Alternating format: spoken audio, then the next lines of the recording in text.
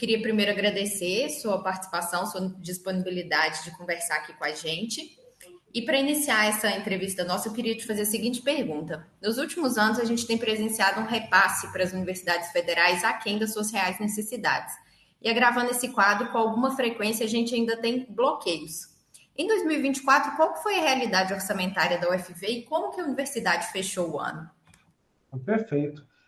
Para essa questão, acho que é importante a gente recapitular um pouco como foi o desenho, né, do orçamento do ano passado. O projeto de lei orçamentária enviado pelo Ministério da Economia já foi um pouco insuficiente em relação à necessidade de recursos das universidades, né?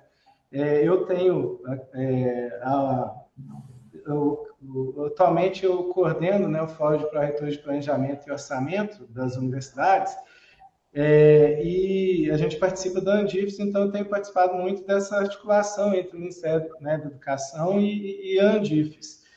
E o cenário foi de que já houve um envio de um orçamento insuficiente, né, pelo Ministério da Economia, e, posterior a isso, houve um corte, né, em torno aí de 250 milhões no orçamento de 2024. À época, né, houve uma pressão muito grande da Andifes, né, junto ao Ministério da Educação, e aí o ministro Camilo Santana pelo menos recompôs aquilo que estava previsto no projeto de lei, que já era insuficiente, mas houve essa primeira recomposição. Posteriormente a isso, né, e é importante ressaltar o papel, né, dos sindicatos, e aí eu ressalto o nosso, né, a Aspuv, dentro desse processo de pressão junto ao governo, né, durante a greve, e aí não sei se você recorda, né, o presidente Lula chamou as universidades e fez uma recomposição de 250 milhões, né? Que, assim, ficou aquém daquilo que a gente esperava, mas, porém, já houve ali um alento, né, para as nossas universidades, né, que já estavam em situações bastante precárias. Então, no caso da UFV específico, né, com essa recomposição no final, foi possível a gente fechar o ano sem grandes sustos, né, arcando com os nossos compromissos e sem trazer, né, despesas de exercícios anteriores, né, que é um tipo de natureza, né, de despesa que significa que você trouxe, né, contas de um ano anterior. Então, no caso da UFV, a gente não teve isso. Outras universidades tiveram problemas bastante complexos. Aqui eu posso citar a Universidade Federal de Berlândia, Universidade Federal do Rio de Janeiro, Universidade, né, Federal do Catalão e várias outras que, infelizmente, né, acabam não conseguindo arcar com todas as despesas no ano e trazem essas despesas para o outro orçamento. Então, isso trouxe uma complicação muito grande. Mas, no caso da UFV, a gente conseguiu, né, fechar sem grandes problemas. Paralelamente a essa questão da redução orçamentária, a gente tem também um enxugamento do quadro de servidores na universidade, principalmente técnicos. E a gente acaba tendo um aumento da terceirização.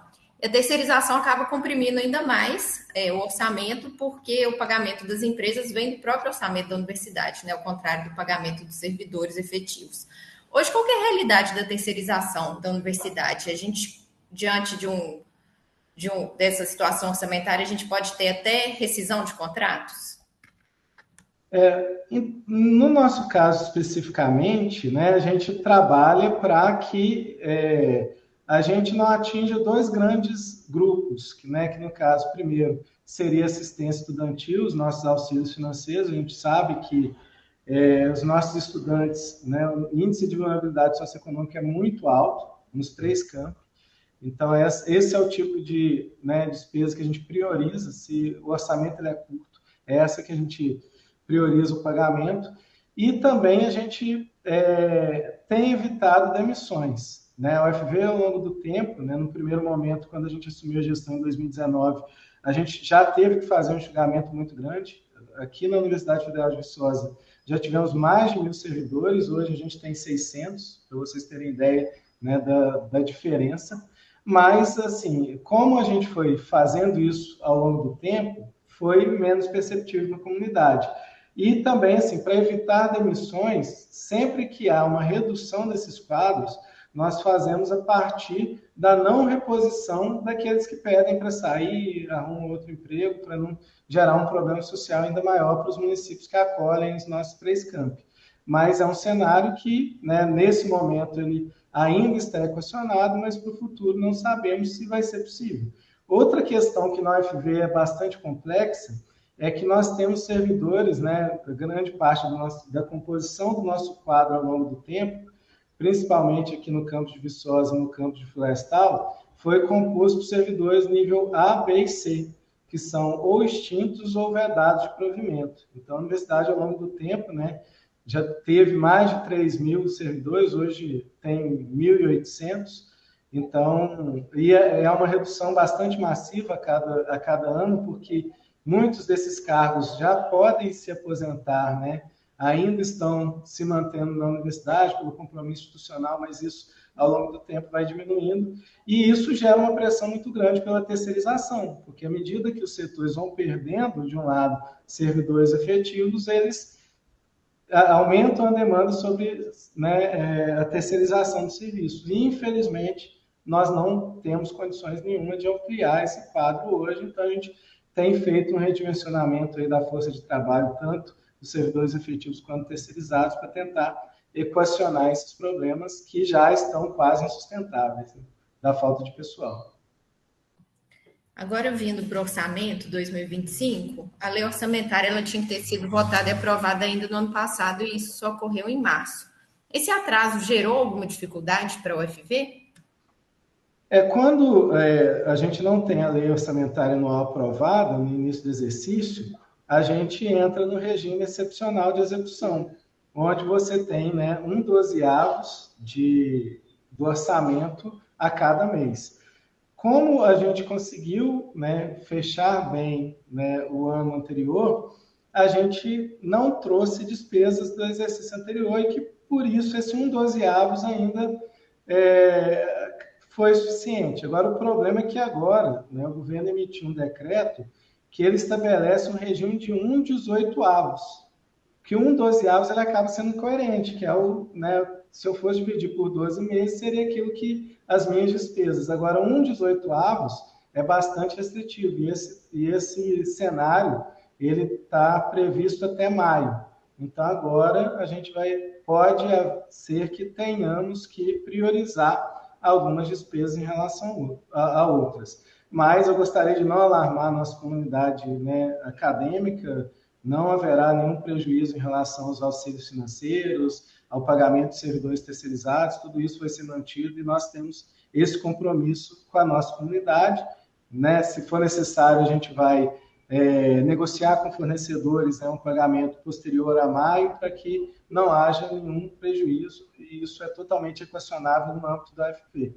Agora, né, retomando aquele cenário que eu disse anteriormente, aquelas universidades que iniciaram em janeiro, devendo outubro, novembro e dezembro do ano anterior, já comprometeram o orçamento desse ano com despesas anteriores, então elas já não têm mais de onde tirar, né, para cobrir as despesas atuais. Então, esse cenário tem sido bastante grave e isso afeta grande parte das nossas instituições federais. Então, é um problema bastante grave, né, que a rede tem enfrentado.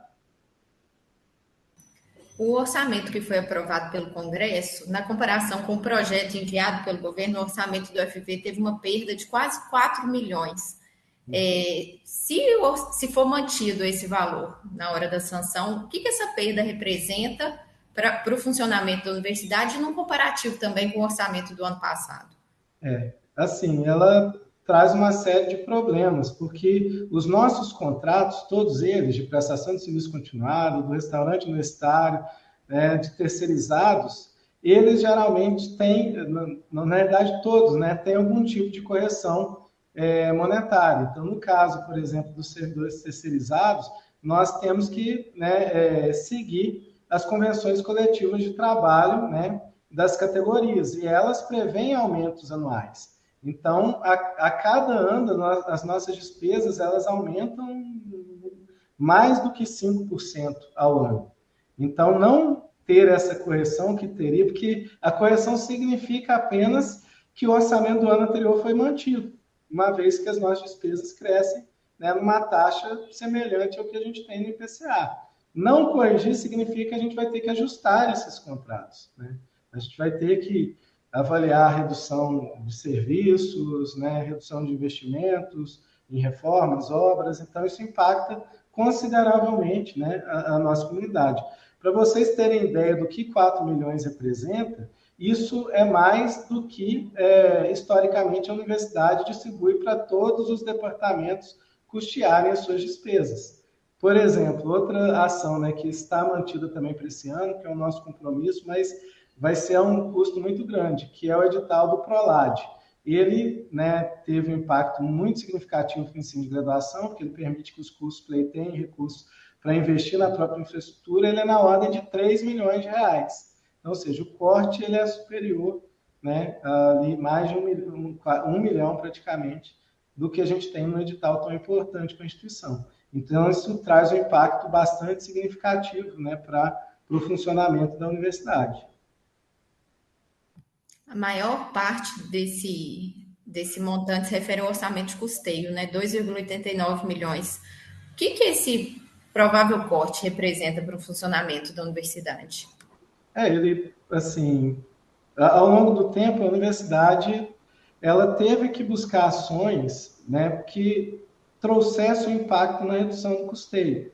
Então, nós investimos em placas fotovoltaicas para diminuir, para reduzir, né, o gasto com energia elétrica. Nós fizemos ali várias reformas com o objetivo de reduzir o nosso contrato de manutenção predial e essas necessidades de atendimentos pontuais. Então, você faz um grande investimento, lá na frente você, né, reduz consideravelmente as despesas daquela edificação. Então, ao longo do tempo, a gente realizou diversas ações que foram muito importantes para a gente conseguir diminuir a necessidade. E essas ações elas ficam completamente, né, prejudicadas.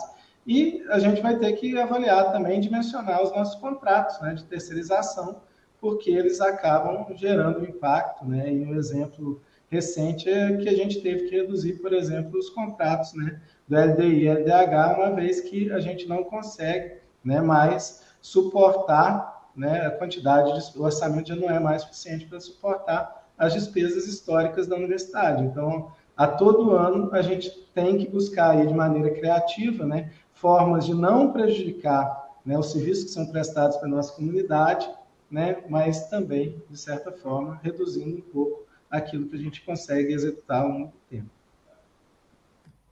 Outra redução que chama atenção é a referente à assistência estudantil, quase 1 milhão.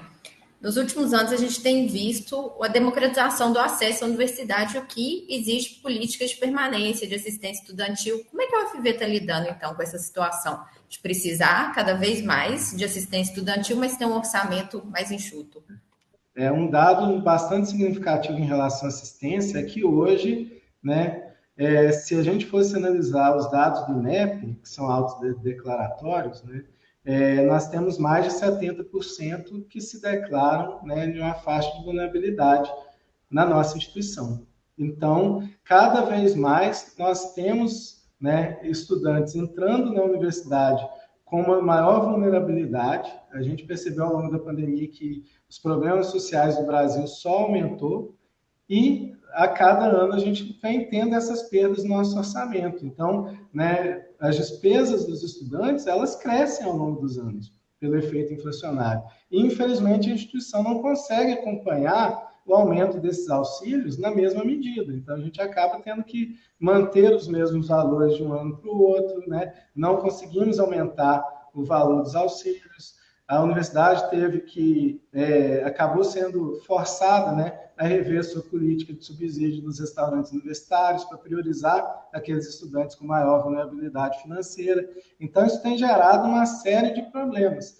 Um exemplo da nossa instituição recente é que, né, a empresa que operava o restaurante universitário do Campus Rio Paranaíba avisou muito em cima da hora que não continuaria no contrato. E a gente vai ter que licitar novamente. Durante esse período, a gente vai pagar, né, auxílio financeiro para os estudantes para que eles consigam, né, manter a sua alimentação. E, infelizmente, por mais que a gente tenha um esforço muito grande de fazer um pagamento de 840 para os estudantes de maior vulnerabilidade, a gente não tem orçamento para isso. Isso impacta o funcionamento da universidade, porque, né, são despesas que a gente compreende que não tem como a gente ajustar. Então, isso acaba influenciando, uma coisa acaba influenciando na outra também. A gente tem os recursos do penais, que são exclusivos para os estudantes em vulnerabilidade, mas as universidades hoje precisam complementar esse valor com o recurso do funcionamento, porque ele não é mais suficiente, né, dado esse contexto que a gente tem observado, né, de crescimento da vulnerabilidade social no país.